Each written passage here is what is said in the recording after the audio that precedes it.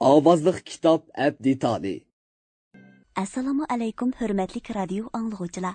Ədəbi anlatış proqramımızda anlaşılığını qarşı alımız.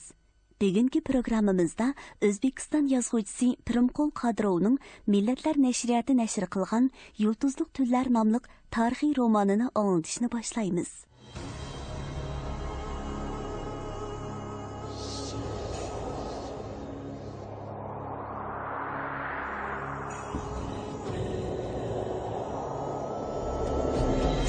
İplaslar, kaçanguca, bular mening yelkemga tig urdi. Hammasini tutquzib, pari qilib, go'shtini quzg'unlarga tashlatamiz. Enini aksiga dushman qilganlar kimlar? Yaxshilarga hasad qilib, peyiga pot chipotganlar kimlar? Bu qora gullarni beshimizga solganlar kimlar? Ey Parvardigor, men Bobirman. Agar jon berish mumkin bo'lsa, umr va jinimni Humoyunga qurbon qildim.